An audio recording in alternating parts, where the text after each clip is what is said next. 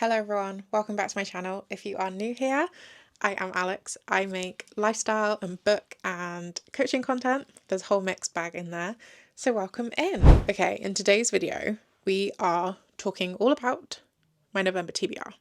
Now, this video is going a little bit late, so 2 books on this list I have already finished by the time I'm filming this video. However, it does not make me any less excited for the rest of the list because the first 2 have been bangers so far. So, without further ado, let's dive in. We have 3 categories for November's reading because we are making 2 kind of videos out of November's reading list as well. So there's method to the madness essentially. So for the first category, we have Book Talk favourites and Book Talk, booktube, wherever you get your book content, we have faves from them. So these 2 favourites are very, very long time favourites. These books have been around for years and everyone I know in the community has both read and raved about both of these books. So I'm very excited to finally be ticking them off on my TBR list and be reading them this month. So the first book is The Song of Achilles. So for the very few of you like myself that have not read The Song of Achilles already, or you read it and you read it a long time ago so you forgot what it's actually about, let me read you the premise. So we have, got my laptop here, Greece in the Age of Heroes. Please actually don't judge me for how I'm going to say these names. Names are not my strong suit. Everyone I know essentially disagrees with the way I name anyone and my pronunciation of names. So if you hear me pronounce these names having never heard them before and you're like, that's wrong, it's actually okay. I don't know how to pronounce them, so I'm just going to do my best. Anyway, carry on. So, Patroclus, oh my god, this is going to be hard. Patroclus, an awkward young prince, has been exiled to the court of King... Now, how do you say this name? Peleus? We're going with Peleus. King to the... Let's start the sentence again. Patroclus, an awkward young prince, has been exiled to the court of King Peleus and his perfect son, Achilles. Despite their differences, Achilles befriends the shamed prince, and as they grow into young men, skilled in the arts of war and medicine, their bond blossoms into something deeper. Despite the displeasures of Achilles' mother, Thetis, a cruel sea goddess. But when word comes that Helen of Sparta has been kidnapped, Achilles must go to war in distant Troy and fulfill his destiny. Torn between love and fear for his friend, Patroclus goes with him, little knowing that the years that will follow will test everything they hold dear. Having literally never read this book before, never read the description, the blurb, nothing. That sounds really good. I'm actually really, I'm excited now to get into that. I've got it in paperback and it's over there on the shelf because it's my sister's copy and I found it in my sister's stuff. So very excited about that one. Now the second book in the November TBR list of faves, of Book Talk faves and booktube faves, we've got 6 of Crows by Leigh Bardugo. Oh, I forgot to say, The Song of Achilles was by Madeline Miller. If you didn't know, you probably did. And 6 of Crows is by Leigh Bardugo. So it's book 1 in a duology, which I personally love duologies. I feel like if you can condense probably what would have been a trilogy down into a duology and make it great, I think you're an incredible author, because I feel like some people kind of drag out the second book in order to get to the third when they probably could have just condensed it into 2 books and make it a duology and have a really strong duology rather than having a third book that kind of like is essentially just the final scene. I've read quite a few trilogies in the past where book 2 is a filler book. Like, we ended first book really strong. We now know we have a quest to fill in order to get to the third book. So we're in the second book just like hitting side quests, collecting things, essentially like just, yeah, filling time in a second book. And then for the third book, all we get is the final scene, like the final battle, the final part of the quest, like someone dies and comes back to life. Like that's really what the final book is about. So I feel like in a duology, which I really feel like Leigh Bardugo does good from what I've read so far, like Leigh Bardugo does really well in making multiple climaxes within the one story. Yeah, I feel like this duology is going to be great. So Six of Crows is set in the Grishaverse. I don't think, having read Shadow and Bone first and having read Shadow and Bone years ago, I don't fully remember the plot. I know really what the outcome was and like I can picture it all in my head. I understand the magic system now. I don't think it's entirely vital that you read Shadow and Bone, the trilogy, before you read Six of Crows. However, it would just give you a lot of context and help you understand the universe. So the Grishaverse is what it's called, essentially. But yeah, let's go on to the blurb for Six of Crows. So, criminal prodigy Kaz Brekker is offered a chance at a deadly heist that could make him rich beyond his wildest dreams, but he can't pull it off alone. A convict with a thirst for revenge, a sharpshooter who can't walk away from a wager, a runaway with a privileged past, a spy known as the Wraith, a heartrender using her magic to survive the slums, a thief with a gift for unlikely escapes. 6 dangerous outcasts, 1 impossible heist.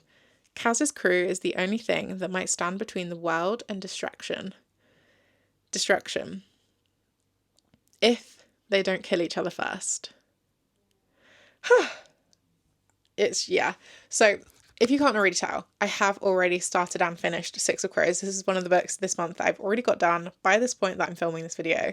And I was honestly gripped. I tried to start Six of Crows ages ago. Definitely not this year, I don't think. And I just couldn't get past like the first chapter. I'd say like past the first 20 pages. I just couldn't break through it. I got up to the part where like the offer was being given to Kaz Brekker and the offer of the heist was being given. So I got to that part and I just wasn't like really connected with the story yet. And having broke through that seal and continued with the rest of the plot, understood who are kind of, is it medley crew? I don't know what that term is, but like who our mishmash crew is. I loved this story. I really, really loved it. I think I gave it a 4.75. That tells you all you need to know about November's TBR list. I feel like there's going to be heater after heater after heater, and I can't wait to get into them. But yeah, that's all I'm going to say about the Six Crows, because I don't want to accidentally spoil something. But it was such a good start to the duology. I already have Crooked Kingdom on my shelf.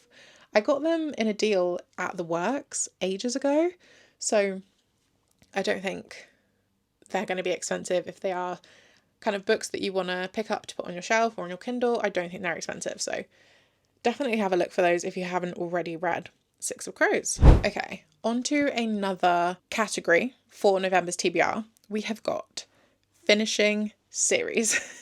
That very, very inspiring title of finishing series. I have so many series that I've started and I'm yet to finish. Six of Crows is now one of them. So I need to finish the duology of Crooked Kingdom. So if I can, by the end of this month, if I've got all of my TBR done, I will pick up Crooked Kingdom. But that's not part of this part. So we have finishing Fatebreaker, Swift and Saddled, and Finale. Those are the 3 books in this category of finishing a series. So Fatebreaker is the 3rd book in a trilogy by Victoria Aveyard. So a couple of months ago we had Realmbreaker. Last month we had Bladebreaker. This month we've got Fatebreaker. And I am eating this series up. Nothing lights my soul up like a Victoria Aveyard book. She's just released spoilers, teasers, whatever, for her new book. And it's coming out in 2026. So I'm immediately like, wait, but can I just flash forward, grab the book and just bring it to right now because I need it. But yeah, anyway, we are with Fatebreaker. I will just give you the classic title so you can know what it's kind of like about, but you're not having any of the vital information spoiled because you've got 2 books before this. So the premise of this trilogy is, imagine the Lord of the Rings if the Fellowship had failed. What happens when all the heroes are dead and only the morally grey misfits are left to save the world? It's so good. Like, I can't even describe to you how good this trilogy is. I'm so sad that I'm gonna have to finish this trilogy at some point. Like, I'm eking it out and I'm like dragging it out and I keep closing it on chapters because I don't want this to end. I am in the process of already reading this. I think I'm only like 20% into Fatebreaker, but a lot has happened already and I'm like, oh my goodness, if this much has happened already, what's going to happen in the next 20%? What's going to happen in the next 80% of the book? I am not ready. My heart is not ready. I have a very strong feeling that Victoria is going to rip it out and stamp on it and then throw it in the bin. So we'll see how we go. But yeah, I'm about 20%, I think, into Fatebreaker. And it's giving me all the feels. It's giving me rage. It's giving me love and joy. It's giving me mystery and angst and getting a bit of everything. It's honestly stressing me out is what this book is doing. It's stressing me out, but in such a good way. I'm so emotionally attached to all of the characters in this book.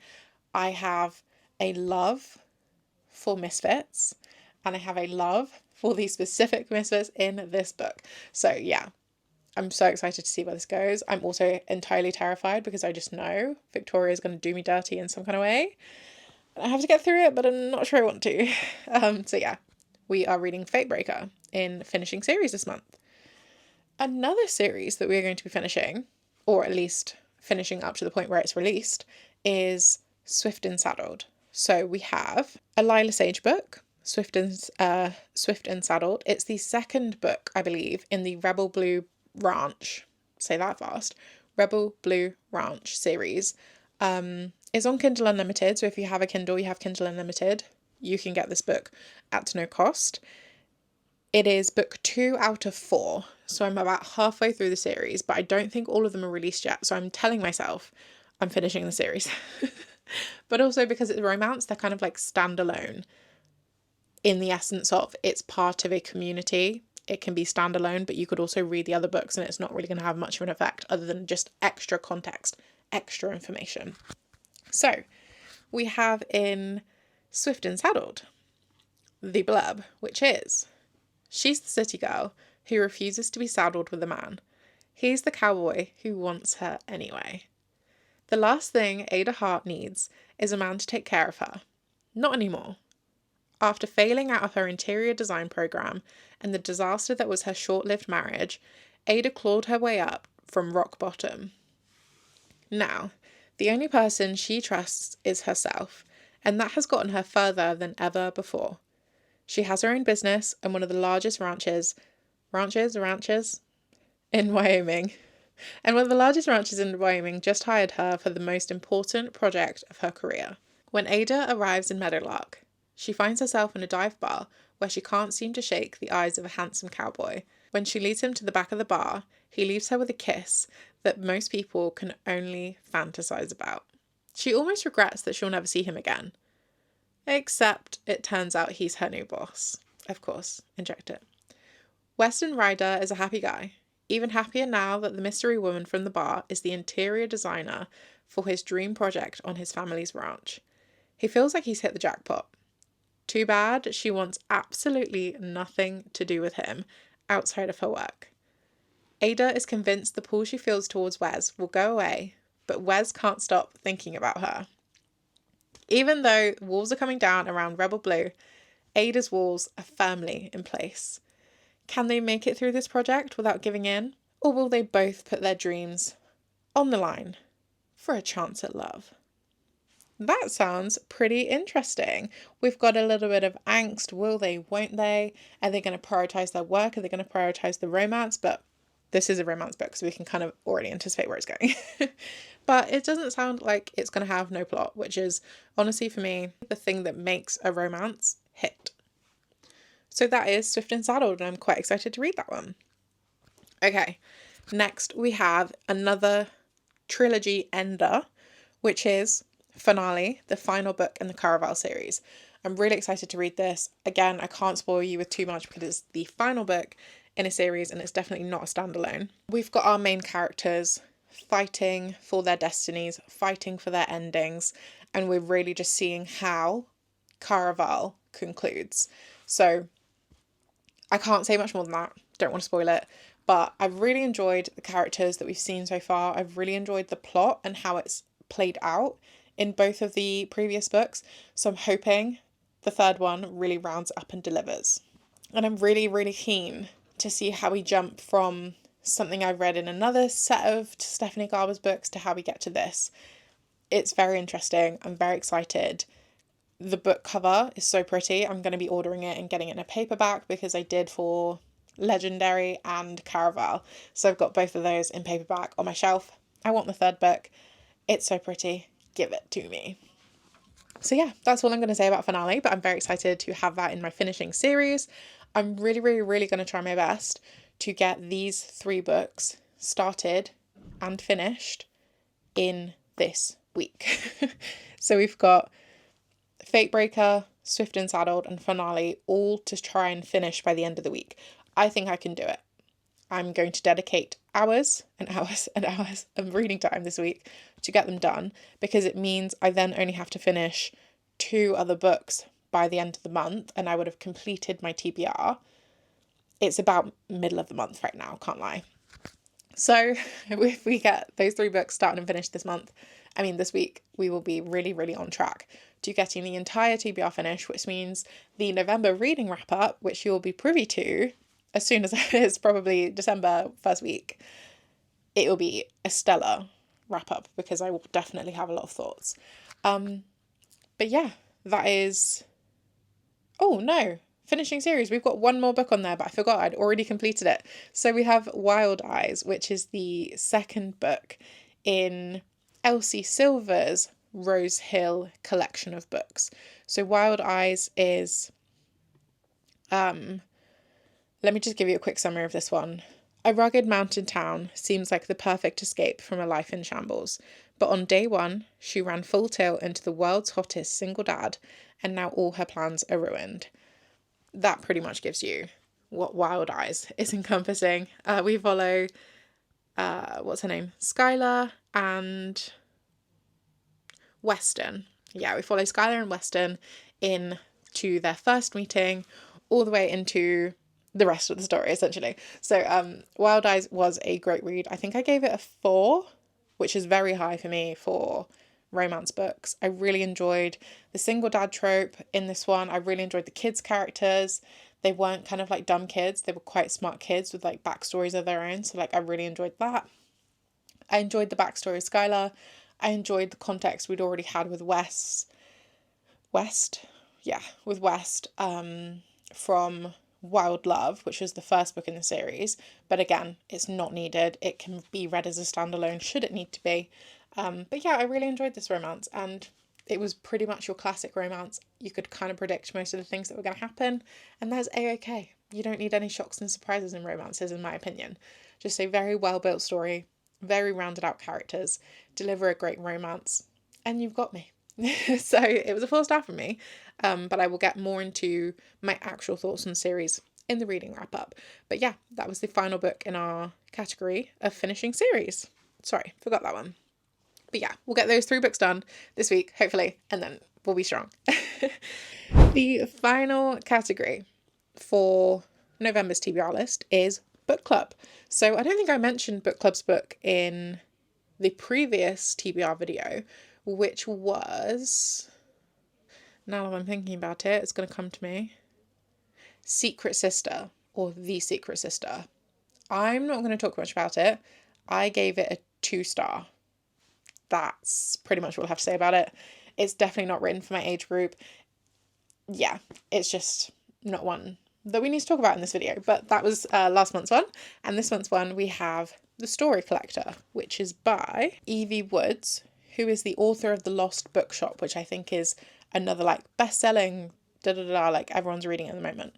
So we haven't read The Lost Bookshop first. We're reading The Story Collector. Alas, I don't think you need to read them one or the other.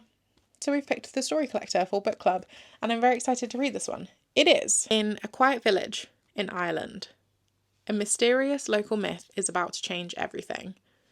100 years ago, Anna, a young farm girl, volunteers to help an intriguing American visitor translate fairy tale stories from Irish to English. But all is not as it seems. Anna soon finds herself at the heart of a mystery that threatens her very way of life. In New York, in the present day, Sarah Harper boards a plane bound for the west coast of Ireland. But once there, she finds that she has unearthed dark secrets. Secrets that tread the line between the everyday and the otherworldly, the seen and the unseen. With a taste for the magical in every day. Oh, no, that's not part of it. Anyway, I think that sounds pretty good. It sounds pretty intriguing. We've got a bit of mystery. We've got a bit of like time travel, I think, in the book. So we're going back 100 years. We're also in the present. It sounds like a pretty interesting book. So I'm quite excited to get into that one for book club. That concludes November's TBR video. So I'm very excited for all of these. I think with two really strong books in the first week of November with Six of Crows and Wild Eyes, we're just going to be continuing for heater after heater in this month. I don't anticipate any of these books are going to disappoint me, and that brings joy to my soul. I'm very excited. If you want to see how I get on with these series, I will be making a video about finishing some of those books, so make sure you subscribe and turn on the post notifications so you'll see when I post and you absolutely won't miss a thing.